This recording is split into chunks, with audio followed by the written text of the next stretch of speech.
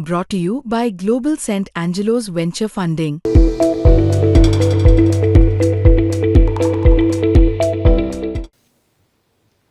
या सरकारला काय हवंय याच्यासाठी म्हणून निवडणूक आयोग जे काही काम करते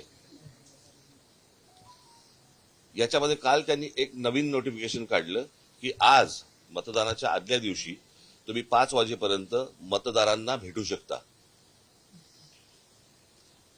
ही नवीन प्रथा, नवीन पद्धत कशी काय आली आणि कुठून आली ही काही कल्पना नाही।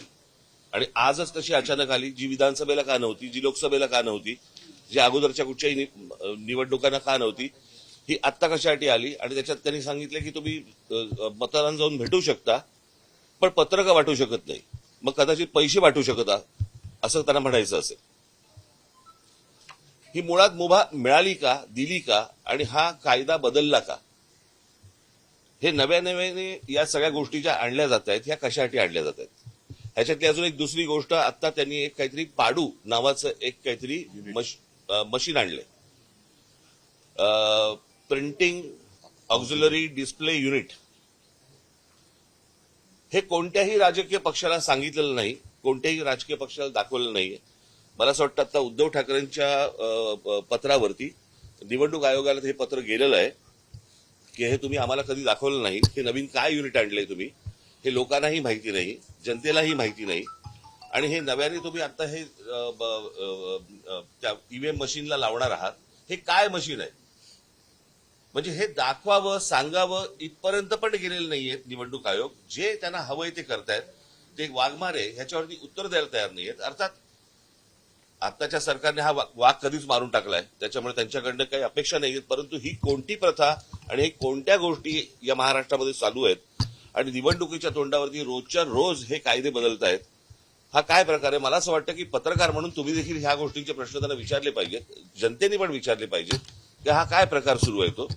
आणि म्हणजे सरकारला जी गोष्ट हवी आहे ती गोष्ट करून देण्यासाठी म्हणून निवडणूक आयोग आहे का, त्यांना ज्या काही सुविधा हव्या आहेत आता सरकारला त्याच्यासाठी म्हणून आता निवडणूक आयोग काम करते का, हा आमचा सगळ्यात महत्वाचा प्रश्न आहे।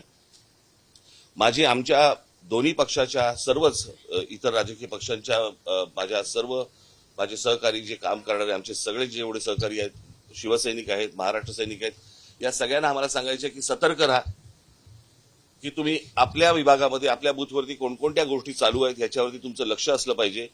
हे आता जे सत्ताधारी पक्ष आहेत ह्यांचे जे उमेदवार जे लोकांकडे जात आहेत त्यांच्यावरती लक्ष ठेवा, हे कुठे काय पैसे वाटतायत। कारण आता अनेक रील्स ही आता बाहेर आलेली आहेत, तुमच्या मार्फतही अनेक गोष्टी बाहेर आलेल्या आहेत की याच्यामध्ये कशा प्रकारे पैसे वाटले जात आहेत। भारतीय जनता पक्षाच्या आणि शिंदेच्या त्या पॅम्पलेटच्या आतमध्ये 5-5 हजार रुपये टाकून ते पैसे वाटले जात आहेत।